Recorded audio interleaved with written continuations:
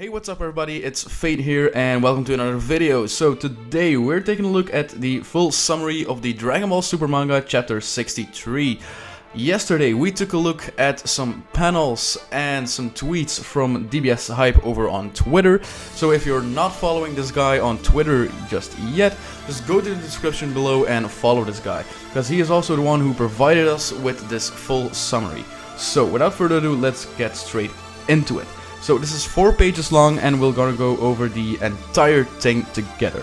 So it starts off with Jocko questions where Mirus has been all this time. Mirus apologizes to Jocko. Nothing many things, that's a very weird sentence. Nothing many things have happened. Jocko says Moro is now way beyond what they can handle as a galactic patrolman. Mirus explains that he understands and that he's there to finish training. Training? Jocko asks. Son Goku's training, says Mirus. Jocko then notices Goku and the others have vanished. Huh? Speaking of which, I can't find Goku and the others. Where did they go? Moro questions just what Mirus is. After realizing Goku and Co are now missing, Mirus probably transported them into another place or just way back, away from the fight, so then they can heal them. So I evacuate them away from the area, Mirus replies. Moro tells Mirus to stop fooling around while he dispels his barrier. As the barrier falls, Mirus tells Jocko he's going to buy some time. He rushes Moro and strikes him with his staff. Moro blocks and notes he can't feel Mirus' life force energy. Your identity is that of a god, right? Mirus smirks, and then strikes at Moro again. Moro dodges, then goes to attack Mirus again, who dodges and extends his staff to strike Moro in the face. Moro halts himself as he tossed away, wiping the blood from his lip. I see, Moro says. Jocko's in shock and can't believe Mirus is this strong. The scene switches and Danny is gathered around the fallen members of the Dragon Team. Beerus and Wiz have shown up. The latter nothing they must have forgot the one galactic patrol guy, Jocko, back on the field. Beerus doesn't care and then entrusts everything to Dende. So it is confirmed that Mirus transported everybody else to a different location so he could distract Moro from the actual fight, so then they can heal up all of our Z fighters, which is actually a very noble thing to do. So let's take a look at the second page here. As Beerus prepares to leave, Wiz asks him where he's going. Beerus says to Bulma's place, obviously, probably to get some food. He only helped these guys because he's in it to protect Earth's food, as I said.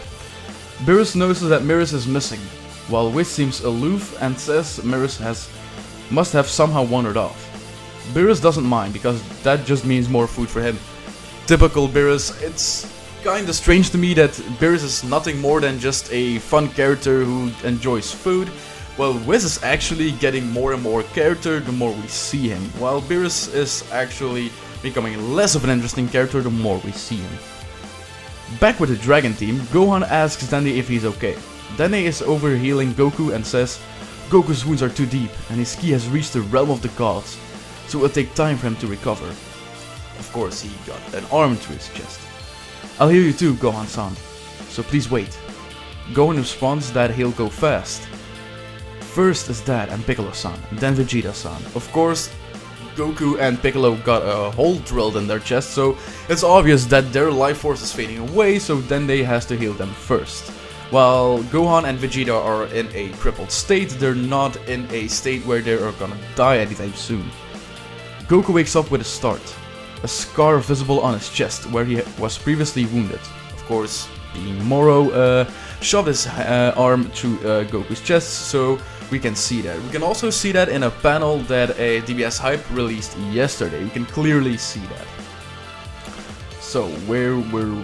Dende is relieved, and Goku asks where Moro is. Dende says he's currently fighting an angel. Goku is shocked. Certainly this angel must be Mirus, something we already know. Goku wonders just that what the heck he is doing and explains to Dende that it's not good. Angels disappear if they fight beyond just training.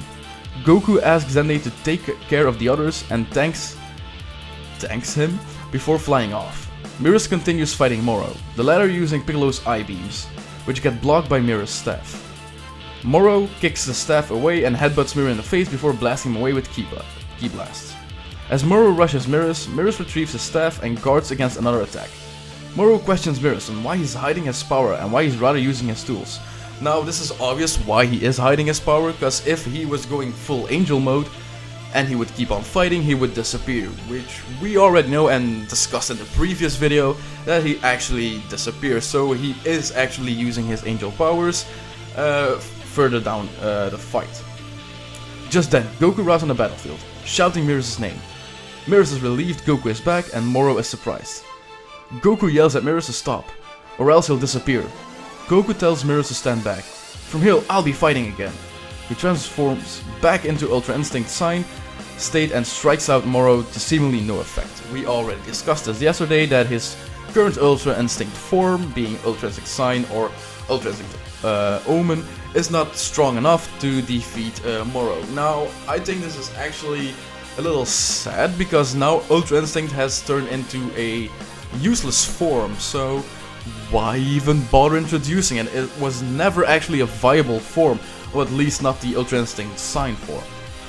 Whis knows Goku is using Sign once again, and Beerus wonders if he can win. Whis thinks it'll be tough. Now, of course it will be tough, because we already seen that Ultra Instinct Omen, or Sign, whatever you want to call it, is not strong enough, or Goku cannot last long enough in order to deal some decent damage onto Moro. Moro punches Goku away, but Mirrors stops him from crashing into the landscape. Moro mocks Goku, saying that he couldn't beat him before with that form, so how does he think he'll do it now? Goku is upset. He can't bring out Ultra Instinct properly despite Mirrors' teachings.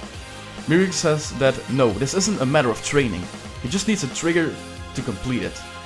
While Goku and Mirrors are standing there, Moro launches a surprise attack with his arm stuck through the ground.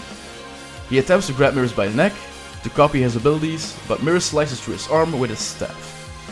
Moro retrieves his arm and regenerates it, and Mirrors says Moro's copy ability is dangerous, so he at least wants to seal it up.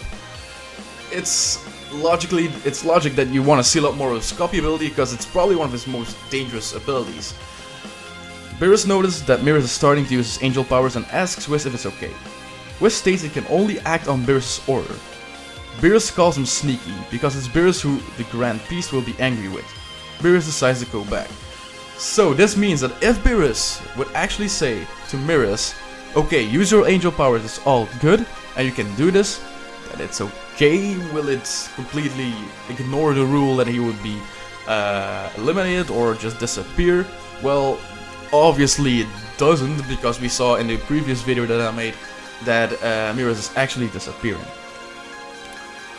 Moro charges back towards Mirrors and Goku, and Mirrors makes a speech, saying that he was born an angel. He's not good or evil, always meant to be neutral.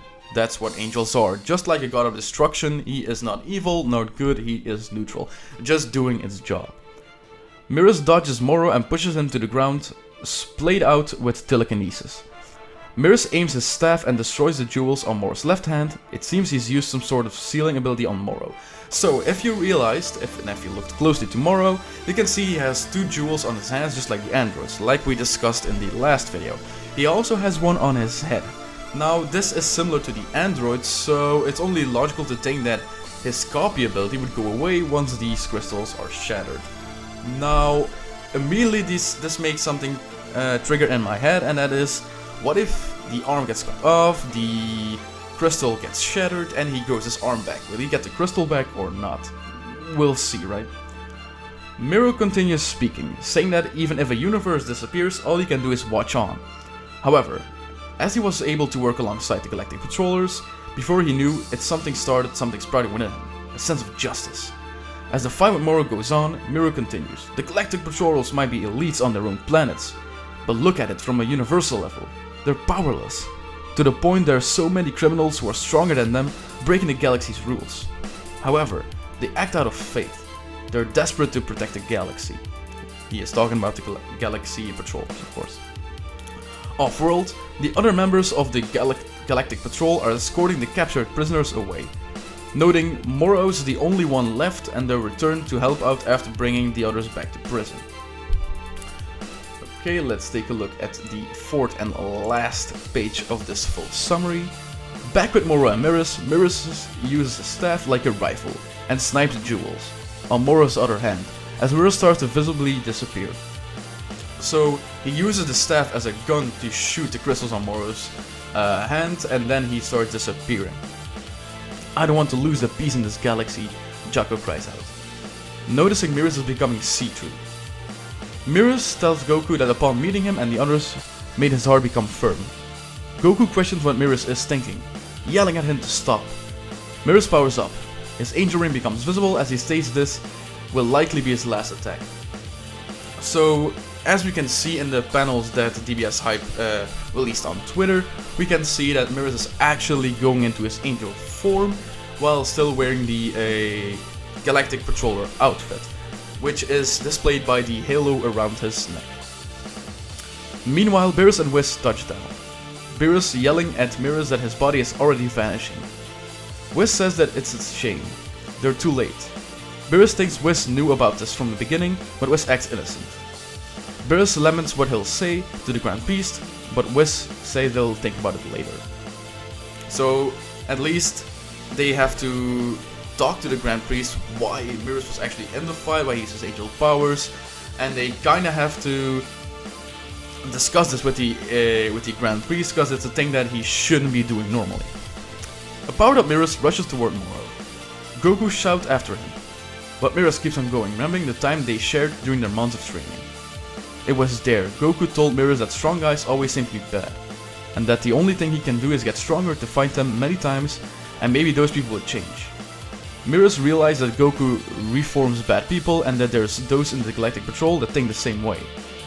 Goku says he's not in it for anything worthy like that. But isn't it more exciting that way? Back in the present, Moro forms a massive energy blast and throws it at Mirus. Mirus cuts through it, surprising Moro as he goes to form another, but before he can do so, Mirus punches Moro straight in the head, shattering his last jewel, which is the jewel on his head, which I talked about earlier. Moro crashes to the ground in pain while Mirus starts to turn into dust. Goku and Jaco are shocked, and Mirus tells Goku, "Goku-san, with your current power, if you complete Ultra Instinct, it will be far more stable than before. If your opponent is Moro or whoever else, you won't lose." Frantic Jaco asks Goku to explain just what's going on, but Mirus continues to fade away. His last words to Goku: "This galaxy I loved. This universe full of excitement. Please protect it." As Beerus vanishes completely, Jaco is in shock. Beerus knows he's disappeared and Whis says it's a shame. He was a clumsy younger brother. The final panel is Goku, visibly upset with his back turned. So, finally, we see that Beerus is actually completely vanished at the end of this chapter, while actually being able to distract Moro from the fight, so then they can heal up our sea fighters. He shattered the crystals on both his hand and his head, and probably damaged them in the process. Now normally this means that Moro will not be able to have his copy ability anymore, so that gives an advantage to Goku and Vegeta and the others, because maybe we'll see Gogeta again. Now, what will this mean? Now, because Goku has his Ultra Instinct form, this might mean that Gogeta will actually have the Ultra Instinct form. So maybe they will try that and defeat Moro, sorry. They will defeat Moro like that. It could be a possibility, but now that Moro's crystals have been shattered, there is a chance of Gogeta returning, unlike what I said in the last video. So, if you enjoyed this video, please like, subscribe, share, click on the notification bell to make sure you are up to date with my current uploads, because today, so in a few hours, the next chapter will release and we'll be going through it in its fullest together with me. So we're gonna go through the entire chapter and see how it plays out in the panels and see how the chapter unfolds, and later on we'll be taking a look at some possibilities of the next chapter. So I hope you enjoyed this video and we'll see each other in the next time. Bye.